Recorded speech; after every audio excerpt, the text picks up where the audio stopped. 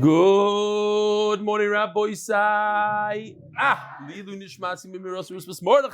Dear Reb Eli, you mentioned the shiur today, how you went on these trips to Israel with potential Bali Tshuva and Sameach would only learn Gemara with them. This makes perfect sense to me. My own Tshuva journey begins with the Gemara shiur at the Kollel in Ottawa 20 years ago. I was completely secular when I attended that shiur, and within 18 months I was shomer Torah mitzvahs and married a nice from girl, and now have 8 kids, Baruch Hashem. I'll take the opportunity to show Akar Satov to Rabbi Shmuel Zilber, who's now the Mendel of Tveres Beis Yaakov in Toronto, for giving that shiur. My theory is that the Gemara shows secular Jews that the Torah governs all aspects of life. It isn't just about kashrus and Shabbos. More importantly, when learned properly, one sees that it applies to modern life just as much as it applied to the lives of Amoraim 1,500 years ago. This is the best way to encourage tshuva in a secular Jew, in my opinion. These days, I try to listen to several shiurim a day on many interesting topics. However, the only shiur that I feel is mechazik my frumkeit is my daily daf. You're doing the work of 1,000 kiruv professionals. Keep on dafing. Adam Peters, Moed Koton Daf Beis. Shkoyach, beautiful. This is all in Hebrew. Reb Eli, Shalom Bracha, and he says he's very surprised and excited that I'm giving that extra shiur. And I explained already yesterday, Baruch Hashem, sometimes this is a new musuk for me. Sometimes you do more. It actually means you're doing less.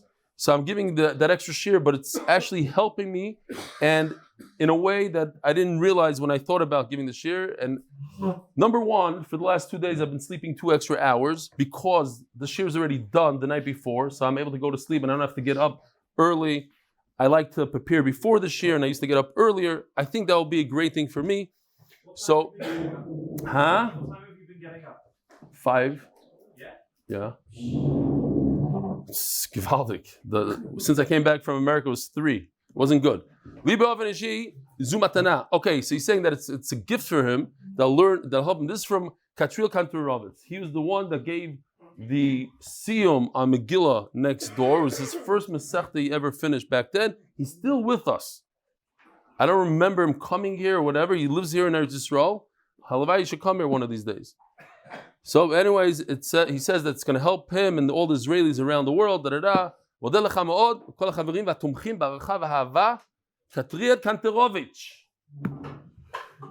This is also in Hebrew from Benny Gittleson from Manchester. He wants to say he's mitragesh that he could learn the daf twice now. He's a chassan. He hopes I could come to his chassan in Manchester on Gimel Other Beis. Talking about Manchester, the one and only Shimi Leafman from Manchester. Check this out. I was very nispal from this as well. Good morning, Reb Eli. Here, check this out. You'll see the picture. He's the official installer for Lavi Furniture across England and Europe and many other places. So here he's installing a beautiful Aron Kodesh in Satmar Sheel. Sheel. That's how he spells it. Good morning, Reb Eli. In a constant effort to go out of my comfort zone and bring more people at a recent installation at Satmar Sheel. Now check this out. He has the MDY logo on his back. So you think he put it on for the picture. But if you take a look at the guy on the scaffold, all the way on top is wearing the same exact shirt. So he makes all his employees run around and he's recruiting people to the daf as he's installing things. Some of them are Eina Yehudis, some of them are worse than Eina Yehudis. I wore my MDY recruitment t-shirt. Joiner is carpenter in English. I guess they call carpenter. Yeah, that's how they call. You call him a joiner. So he wants people to joiner to MDY. There was some interest, and I told him that after the 10 p.m. Korean shiur, there may be a shiur in Yiddish. He's telling the Satmars. Okay, Shimi Leafman, English daffer since Sukkah. See attached snippet of Fox News headline today. Yet another modern day Goring. This, I also saw this, that one of these guys injured a woman very badly yesterday. So he says, all of Shas is no doubt as relevant today as it was in Har Sinai 3,336 years ago. I want to give chizuk to what you often say about learning bibkiyot. Sometimes we feel as if we're not growing, yet the truth is that we learn musagim and build a library of Yediyas Shas behesach hadat without even realizing it. A few times during the past week, I was learning either Mishnayos and Mesechus Demai with my son or Gemara Mesechus Brachas with Chavruta. And in both cases, we touched upon musagim that you covered recently in Kiddushin and Baba Kama, be it types of kinyanim with trumas, maisis, the relevant laws. Like in many other contexts, time is the most potent remedy to see the fruits of one's bekiyus learning. He's saying it takes time. Sometimes you feel that you're not getting it, but eventually it seeps in. Harvard, thank you to the entire MDY team with you as its driver for making Shas so accessible, enjoyable for the masses. Please keep up the Musar. You intertwine in the sugyas. It's invaluable, as are the stories with G'daylim. Warm regards, Ilan Chaim Golan, Montreal, Canada. Rabbi Isai, the Masechta is sponsored for the unity of Am Yisrael, the Parnas HaChodesh nishmat. Mendel, leilo nishmat Chana bat Elimelech. Second sponsor, leilo nishmat Mendel ben Pinchas. Parnas HaChodesh, leilo nishmat Zechrya ben Moshe, and leilo nishmat Chaya bas Yosef. Parnas HaChodesh, Yosef and Chaya Sara for the zchusim that come from supporting limud HaTorah, and a special Refua Shelama to one of my relatives, Adina Bas Rus, who had a surgery yesterday. The Parnas Hayoim, Abba Rennert, Hatzlocha on the Hebrew shiur. There's a big segula to be mechavin by vayechulu. Okay, I love Abba Rennert. Brain intact, unleash your full potential. Should be zochet denachas kedusha and tremendous success in all my endeavors. For Shlema, for Yeshua ben Tzivya, RBS soldier injured in Gaza. So just yesterday, I didn't want to show the pictures. There was actually, I got a beautiful message from somebody that their son, I don't know who it is, maybe it's the same person, maybe you could fill me in, Donnie, but he's in the middle of Chaneh, I don't want him to talk. A soldier here in Mat Shemesh was going into a building and bricks fell on his head and he has a gash, a massive gash, and required many stitches in his head. But he took off his helmet and he showed that the helmet was dented in. Basically, the brick would have killed him. And who got him that helmet? Donnie Fine. Donnie Fine with his chesed that he does.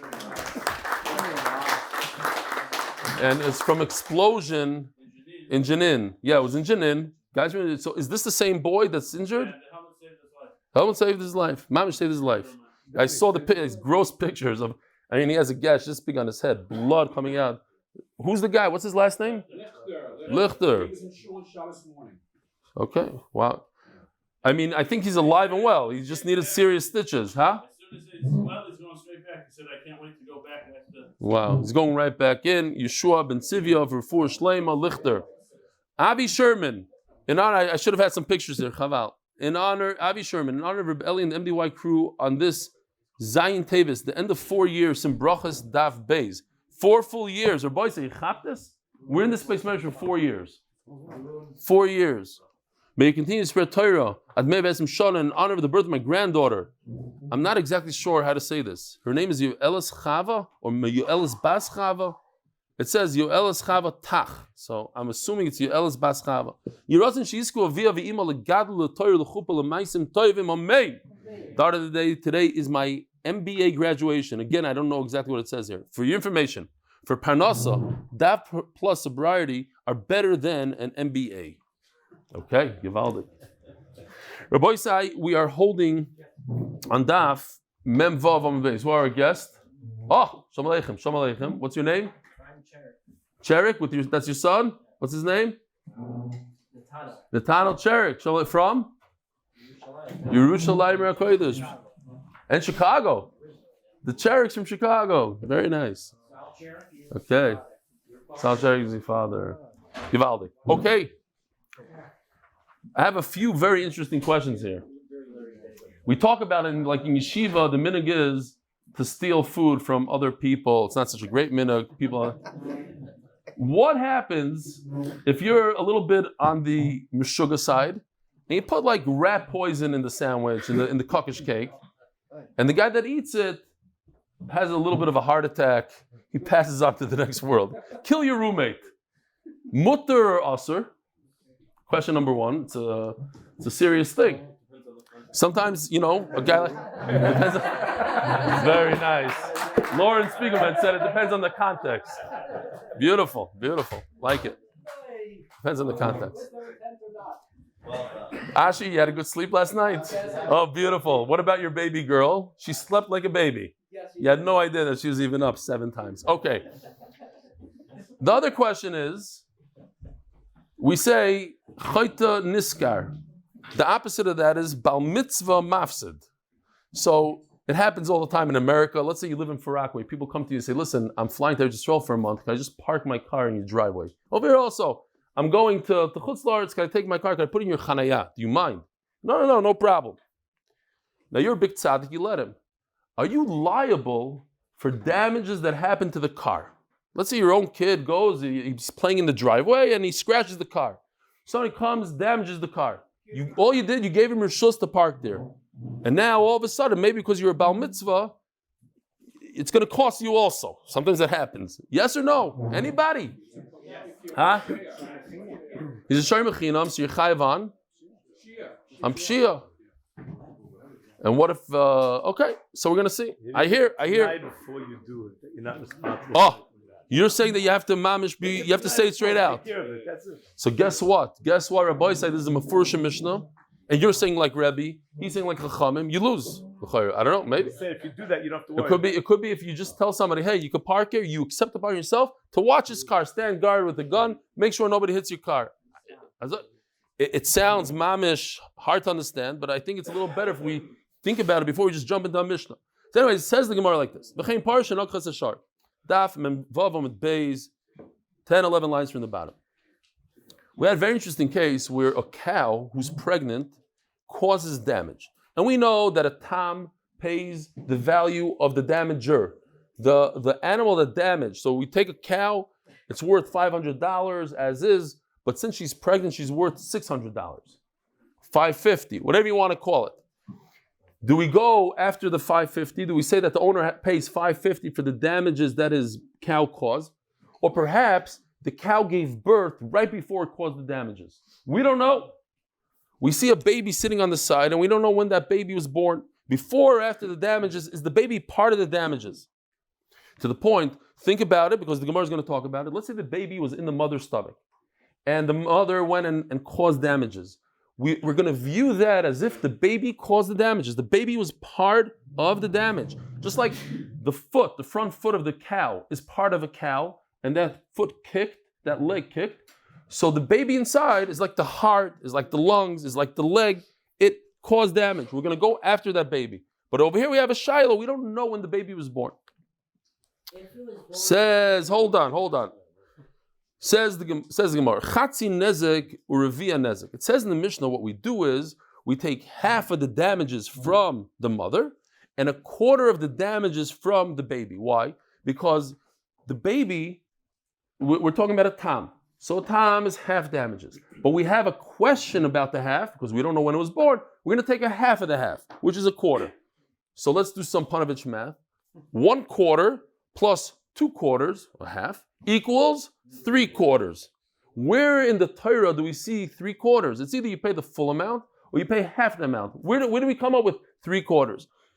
Palgo niska hu de boy shalume, kuli niska nichiriva mayavite. Either you pay half. Where did you get to 3/4? Omer Abaya. So let me just say this Balpeh real quickly because it gets very interesting. Not interesting. There's some components here. Says Abaya, you're right. At the end of the day, if there's one owner, you pay half. However, if there are two owners, one owns the cow, one owns the baby, somehow he sold him the baby, whatever it is. Now it depends. It could be it doesn't depend, it could be it does depend. Depends who you sued first. If you sue the owner of the cow first, then you don't know anything about the baby, you're going to get half and that's it. If you sue the owner of the baby first, that's a little different. Now you're admitting that there's a partnership here. And once you admit there's a partnership, you're going to lose. You're only going to get 3/8. Not 3/4, 3/8. If you notice, 3/8 is half of 3/4. So basically, you're getting chatzi nezek. You're getting half of what you really deserve. You deserved, or you wanted to go after half, and now you're going to get half of the half. Why? Because there's a partner involved. So anytime you go to this guy, he's going to say, well, I have a partner. You have to go to the other guy. Let me give you half of what you really deserve. You deserve a half. I'm going to give you half of that half and go to my partner. He'll give you the other half of the half. Now you go to the other guy. He has a suffix if he's even a partner because maybe the baby was born before the hezek. So he's going to give half of the half of the half. And he's going to give 1/8. Okay? That's just Balpeh. Let's see it inside. Now, another thing, the Gemara says, well, it could be it doesn't matter who you went to first. Maybe you went to this guy first. Maybe either way, you're going to get 3/8. We have a chart to make it even easier. Let's see. Omer Abaya, you misunderstood. It's not chatzi nezek. It's half of what a typical guy gets when there's damage. A typical guy gets 50%. You're getting half of the 50%, which is a quarter. Well, there's another guy called the Vlad. You're going to get half of what he typically was supposed to give you, which is another eighth. So together you have 3/8. Chatzi nezek echod marba benezek. The Revia nezek echod mishmoina benezek. So here's the chart. It's very, very simple. Rabbi said, take a look at this. Typically speaking, when you go to a guy, you say, hey, your cow damaged me. The cow is on the left. There's 4 boxes. You get half of the 4 boxes. You get the top row, 2 50s. You go to the Uber guy, you should get the top row. But he says, wait a minute, prove to me that that my baby was born after the nezek. Maybe it was born before the nezek. So we have a real shiur here. We don't know. Nobody knows. So get half of the half. So total is 3/4. Says the Gemara, Abai didn't mean that. The Gemara says, how can you get 3/4? You get 50% from the owner of the para and 1/4 from the owner of the Uber, and that's 3/4. It should be only half. Says Abai, no, take a look. We're going to cut that in half. What you were supposed to get, we're going to cut in half. So it's really half of the half from the para, which is 2/8, and it's 1/8 from the Uber. Total is 3/8. Says the Gemara. Now, if anybody has any questions here, the Rishonim all speak out that the Uber is not an equal partner with the para. Uber might be worth $10 when the mother's worth $100, or $100 when the mother's worth $1,000.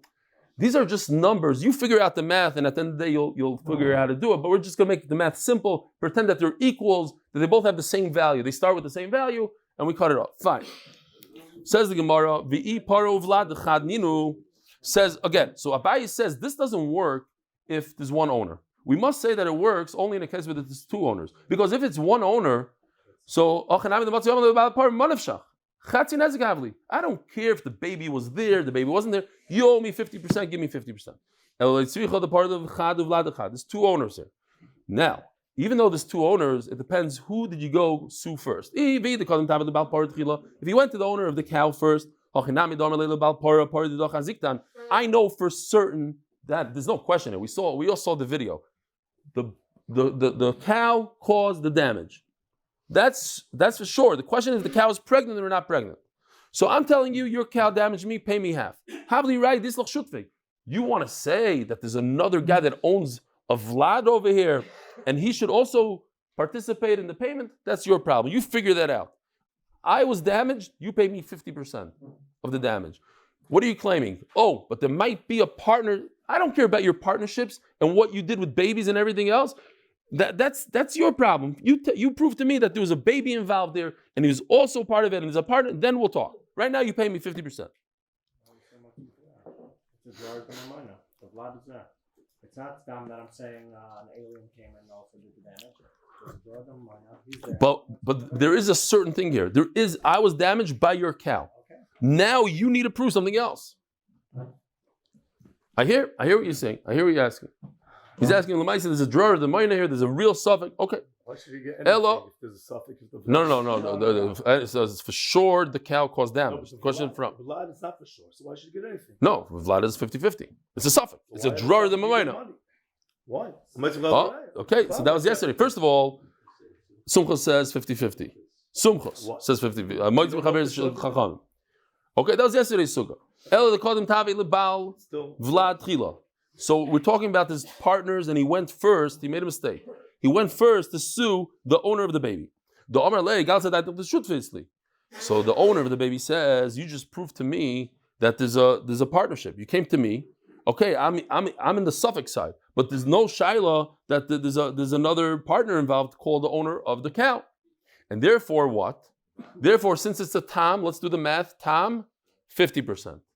Partnership, 50% of the 50%. Cut that in half. Suffix, I don't know if he was born before or after, is 50% of the 50% of the 50% equals 1/8. Ikadamri, and some say it doesn't matter who you went to first. You didn't make a mistake, did make a mistake. Even if you go to the owner of the cow, you still are going to be stuck with 3/8. The owner of the cow could say, you know, that's basically what you're saying. Amar Rava, ask Rava, wait a minute. Very nice pshat. that the guy gets 3/8, it really means half of the half. Where in the Mishnah do you see 3/8? Chatzi nezek, huh? I'm the mazik. I know that we have a shutuf. That's different.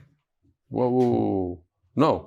Tava the Balpara Tchila Motzi Matchile. The Balpara could be doicha the Teveya and say, made the Yad is shutvisli. I know this shutuf. I know the No, the Isli. Who's Isli? The Mazik has a shutuf. The Mazik has a shutuf. No, the Nizik has a shutuf. the mazik. Right. Hold on a second. I have a shutuf. Yeah, the mazik. We're talking about the paro's mazik. Yeah, the owner. So if you go to the Balpara says, "I have a shutuf called the Vlad." Go to the Vlad guy.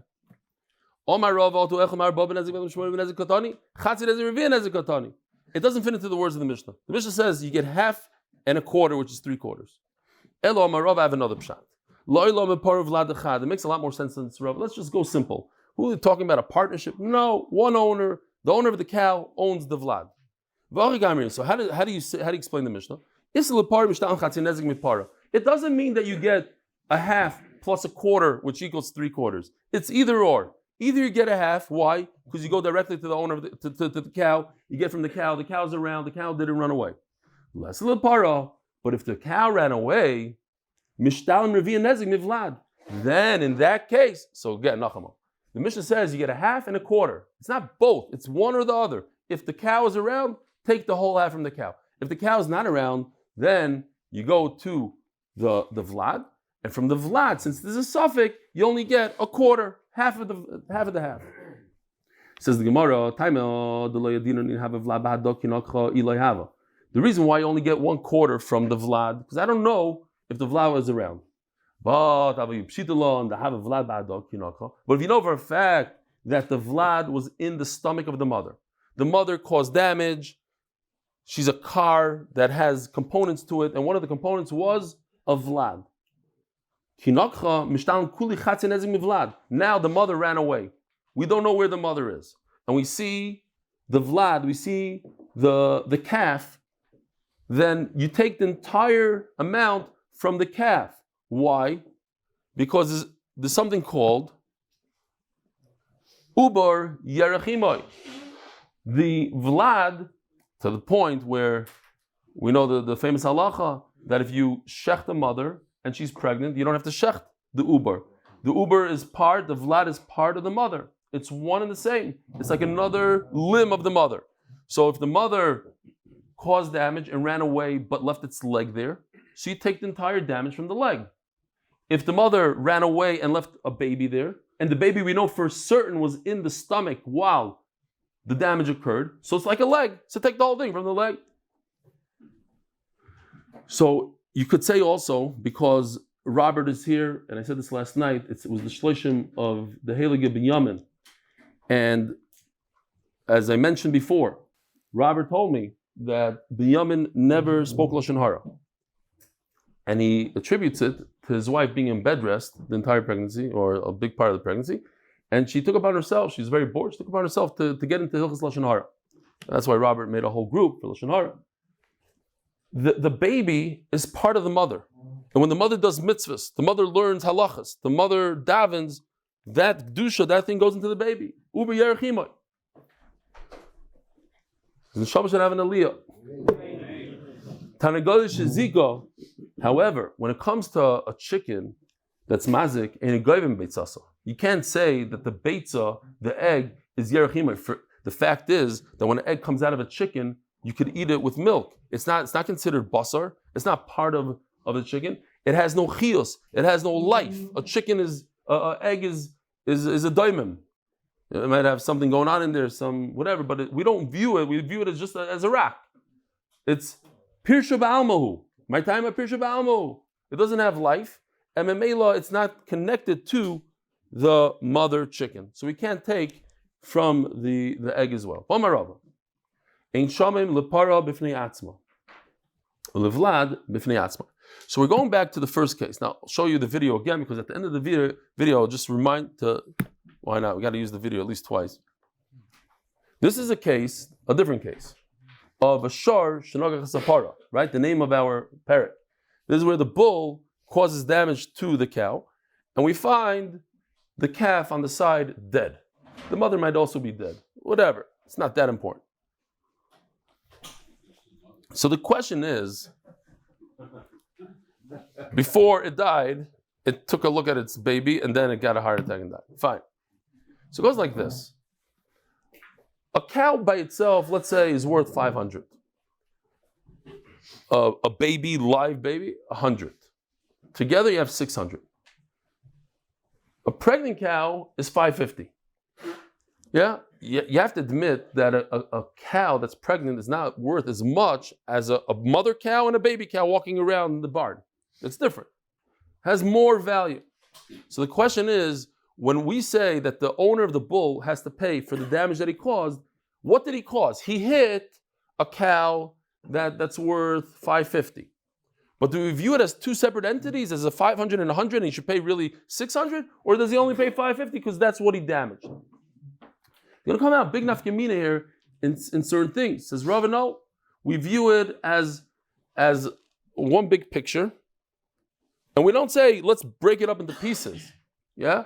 A guy hits a car. I forgot what it was. Like, if you take apart a car and sell off all the pieces, it's like $200,000. You know, the radio costs $500, the windshield, just the windshield wipers, all together is $30,000. You want to break it up into pieces, it's going to cost a lot. You take it in one shot, it's a different way of looking at it. So, we view it as a pregnant cow, not as two separate entities, which is less, only 550. Because if chas v'shalom you'd say you would have to pay 500 plus 100, 600, nebuch, you're going to get, it's going to cost the mazik a lot. The Gemara is going to say, who cares? He caused damage, let him pay a lot. Like, what are you so worried about the mazik? Fine. Another very interesting halacha. You have an eved that you removed his hand. Let's say, I'm just throwing this out as a far-fetched example. Let's say you live in Saudi Arabia, and then they accuse you of stealing. Saudi Arabia, they chop your arm off. So you go around, you look for a carbon. You look for a guy, they'll take his arm, you pay him a little money, pay him some cash, and he'll go and say, I did it, and they chop off his arm. So you go over to a regular guy. Stop, do the math with me. You go over to a regular guy in Saudi Arabia and say, how much do you want for them to cut off your arm? What would he say?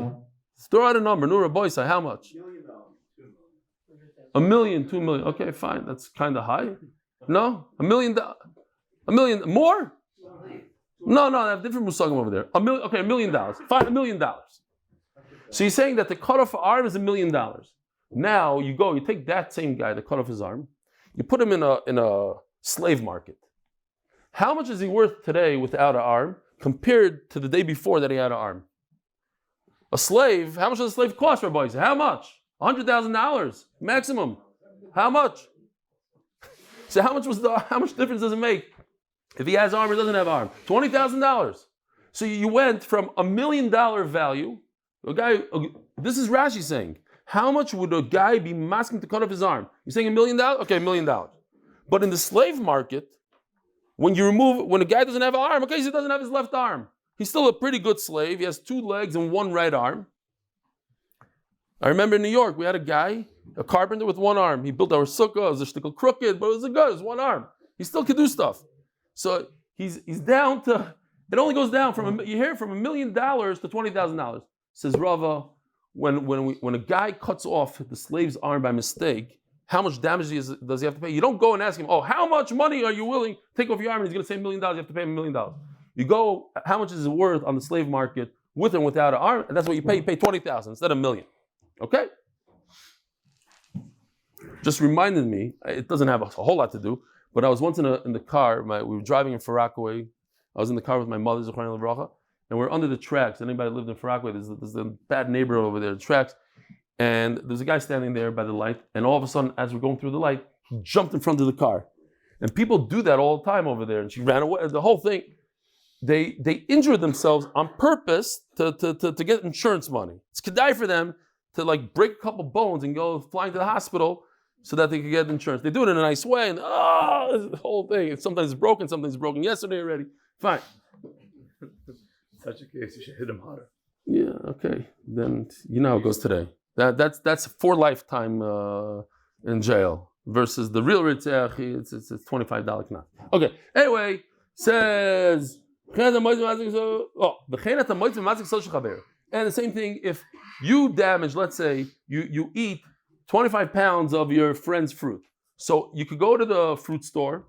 You go to pomegranate, I don't know, a real expensive place, and they start weighing 25 pounds of fruit. They give you a bill of $2,000.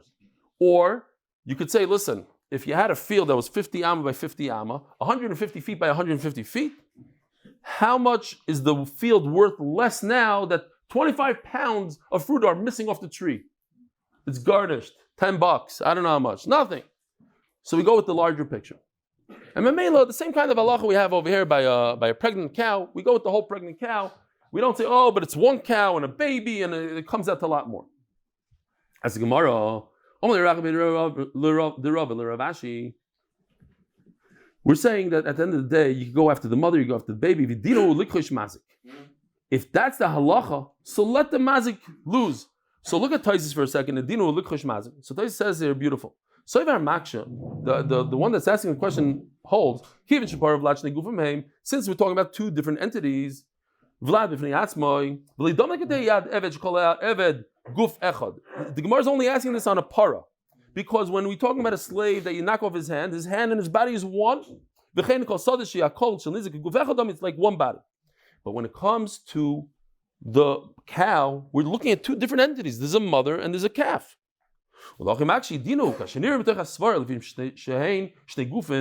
Logic tells me that the two separate entities, we'd say that about a mother and her baby also, her fetus. So let the mazik lose. So this is the Gemara's answer. We consider it one body. Why? So let's see inside. This is Gemara. We're talking about a shor. There was a pregnant cow that got damaged, not two separate entities. What got damaged, Rabbi said? I'm telling you, it was one entity. So I'm going to do the assessment based on a pregnant cow. Pshita, says the Gemara, we don't know. Right. What? No, because at the end of yeah, but are you going after both? We're saying go after the Vlad a little bit. You get a 1/8 from here, 2/8 from here. What? No. I'm the mazik, I owe money. But at the end of the day, you're suing both the Vlad and this, and you're getting a little bit from here and a little bit from here. So then you're viewing it as two separate entities. If you're going to view it as two separate entities, then you have to assess it as two separate entities. The answer might be harder to understand. The little bit I'm getting from here is only because I think that little bit came from inside. Okay. No. Yeah, because it came from inside. Fine. But you're viewing it as separate. You're not taking. I understand. But are you taking a little bit from his heart? You're taking a little bit from the lungs? You're viewing it as inside, but it has its own value. I hear. Pshita, says the Gemara. So take a look at this. When we look at a pregnant cow has three things going for it that it has more value on the market. First of all, it has the ubar, it has the calf inside, that has value. It also becomes a lot heavier. Why? Because it eats a lot. When it's pregnant, it eats more. Yeah, the haraya, a cow that gives birth, doesn't lose all its weight right away. It's still heavier. And it gets wider, bigger. It has more value. Just it blows, it expands. Forget about weight. Physically it gets bigger. So the first one, we understand, if there's a partnership here between a mother, somebody owns the mother cow, and somebody owns the calf, then obviously the value of the calf goes to the partner that owns the calf. We want to know the other two things.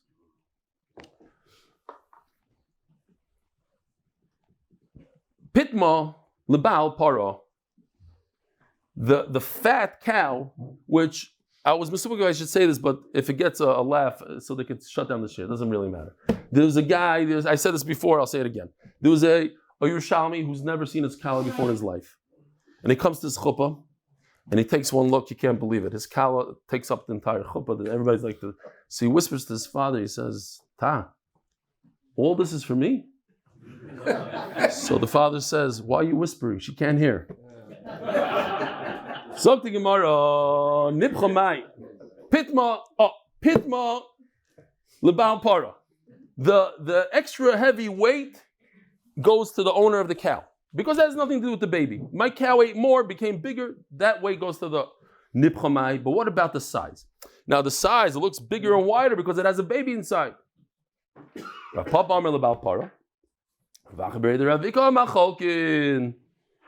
So, on the one hand, you could say, listen, width has nothing to do with the baby. It got wider, but it's because of the baby, but the mice and my part got wider? No.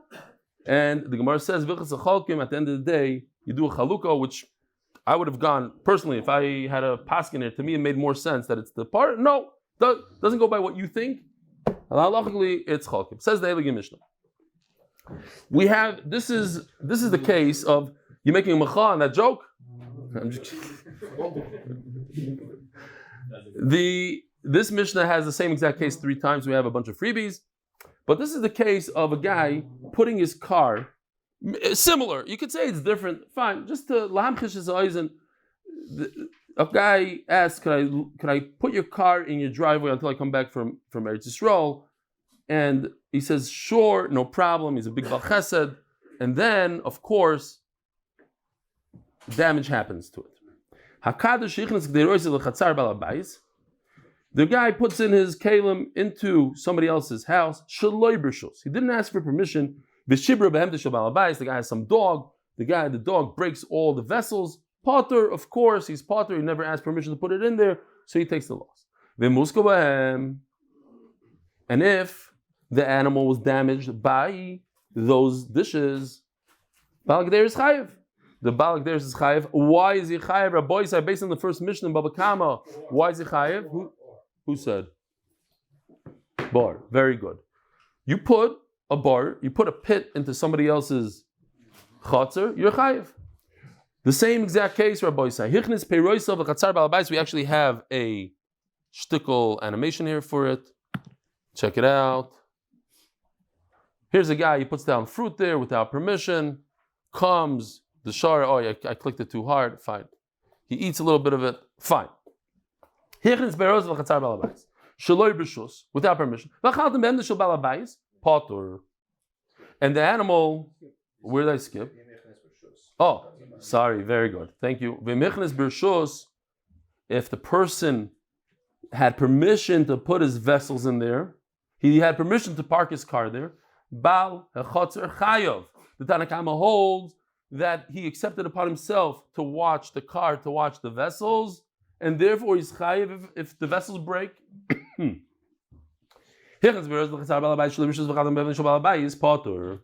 Rabbi said, pay attention to these words. Tell me what it says here. The simple meaning of these words.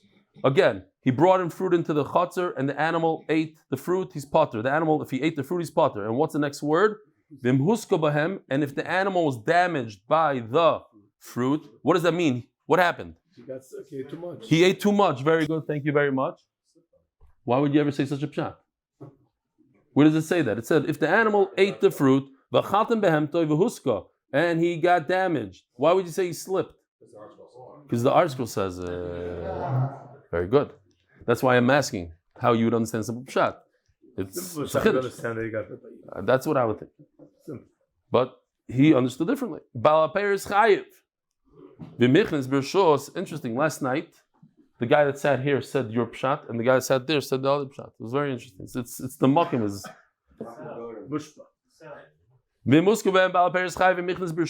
But if he had permission to bring in the fruit, then the owner of the chatzar is chayiv in the loss of the fruit. Another case, same exact case. He brought his animal into this person's domain without permission. And the new animal that came in without permission caused damage to the animal that was already there by the owner. And the owner's ox was very protective and he hit the newcomer. Or you had a dog that bit the bull that shouldn't have been in that chatzar, Shalom Abayis, Potter, he's Potter. Same exact case. Nagach hu shar Shalom Abayis, what if the animal that came in without permission caused damage to the owner's bull? Chayev, then you're chayev. What if Nafal Abayroi, this bull fell into a pit, Vihivish Meimav, and caused the water to go bad? Chayev. Your animal caused damage in my chatzar. What if the owner of the chatzar called his father up, said, listen, I have a problem in my pit, something's falling apart, they go into the pit.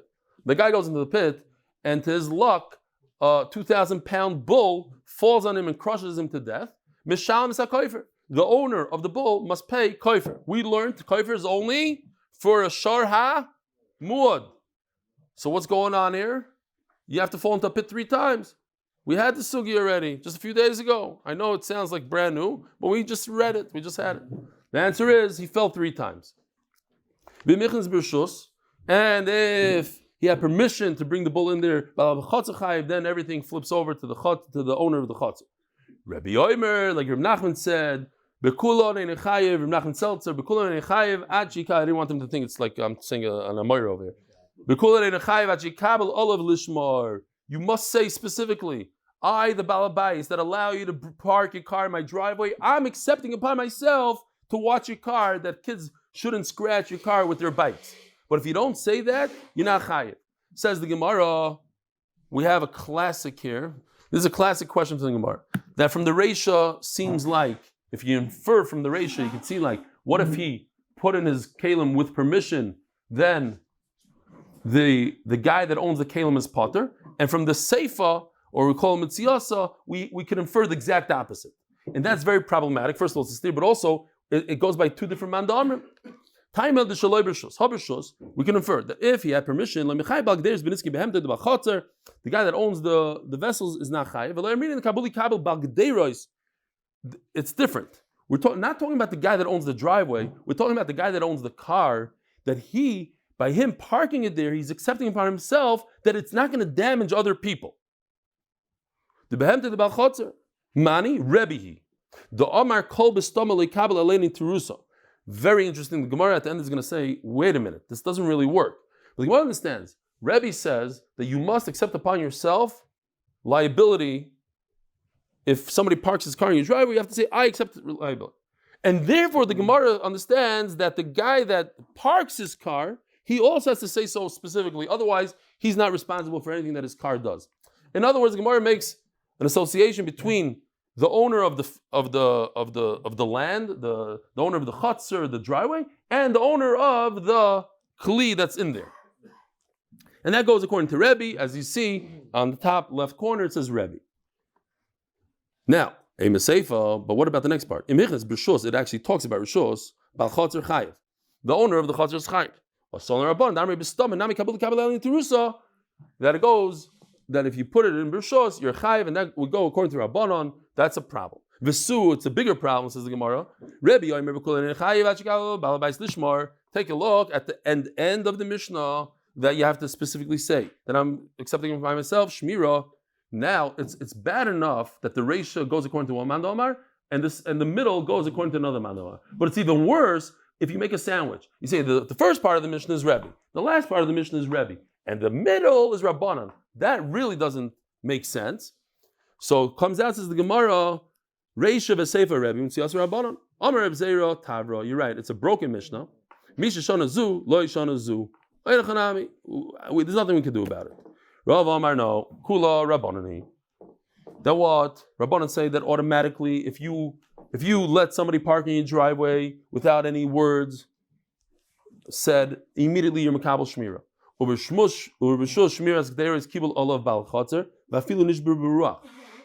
It doesn't say it, but it implies here that when you say to somebody, sure, park your car in my driveway, according to Chachamim, you accept it by yourself to watch his car.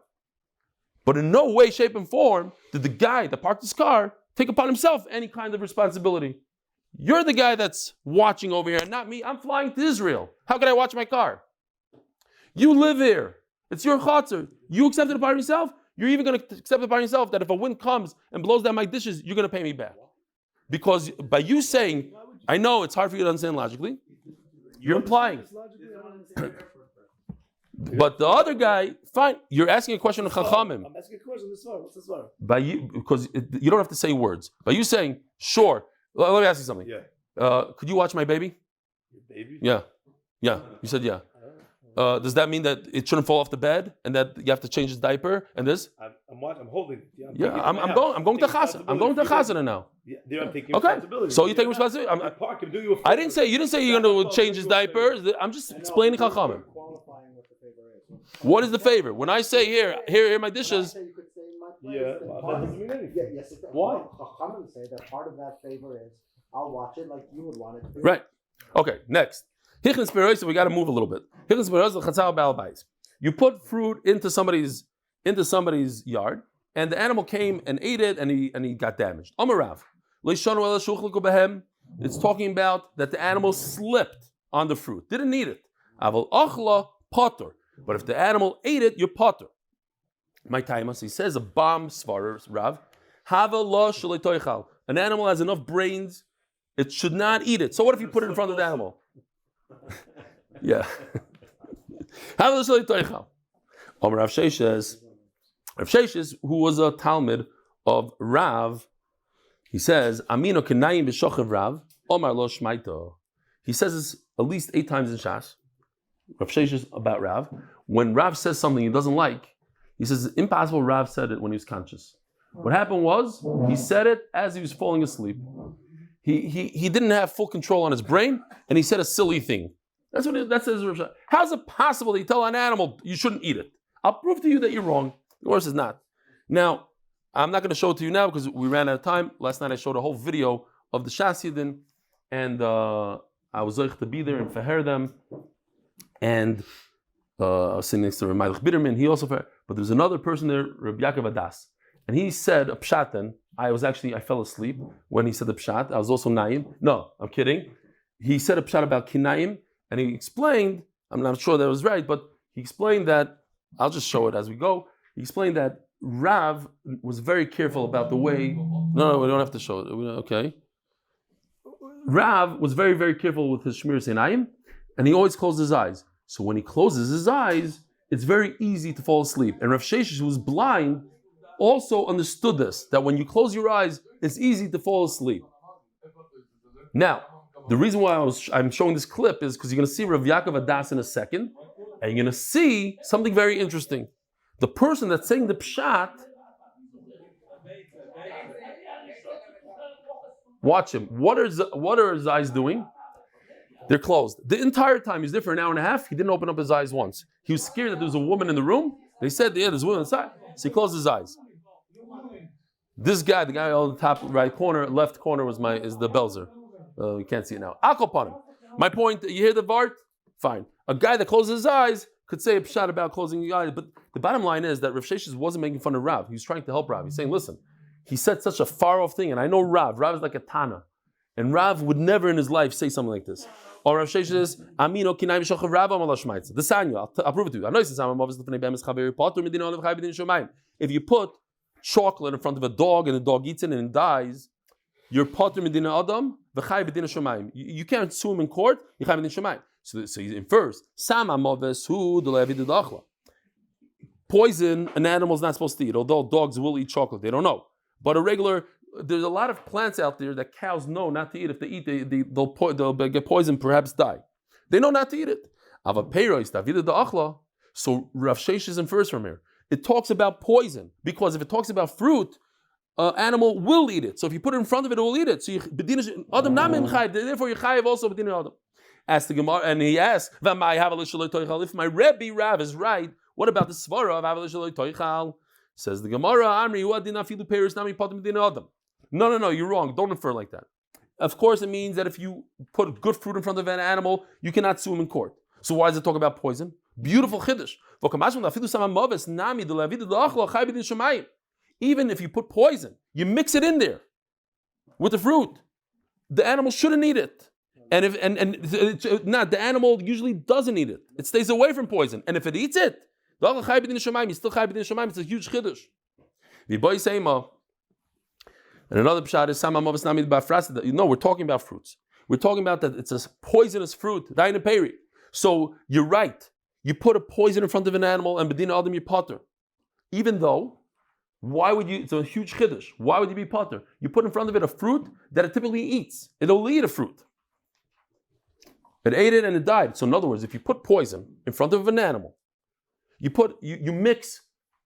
take an apple and you inject it with poison. You'd be potter, according to this. You'd be potter bedina adam. You'd be chay bedina shamayim. So some people want to learn from here. That's why if you put poison in somebody's sandwich, you'd be potter or whatever, that kind of thing. But another very interesting shot that I saw: could you put out a trap, poison for flies? Let's say you have mosquitoes. They drink a certain thing, they die. Are you allowed to do that on Shabbos? Are you not nefesh? So over here, based on this svar of havel shaloi toichal, an animal shouldn't eat. They know not to eat, and if they eat, it's their problem. But others are arguing to say no. That's by mumminess. You could say grama and then this, but when it comes to nefashis, you don't use that svar. Most people say like that. Unfortunately, I think we have to stop right over here. Reb Eli, have a wonderful day. Reb Eli, I don't know if the Olam could hold it together. Let's just say one kapitel Tehillim without schmoozing, if possible. Together, pasuk by pasuk. Shira maloi sesoinai elorim ayovo yezri. Ezrim b'madino yisei shomayim v'oretz. Al yitein lamoy doraglecha yonum shemrecha. Hinei lo yonum v'lo yishon shemei Yisrael. Adino shemrecha, adino zchuya yadim yinecha. Yoim Hashem shlo yakeko v'yireach v'lo ilo. Adino yishmercha mikol ro yishmer nafshecha.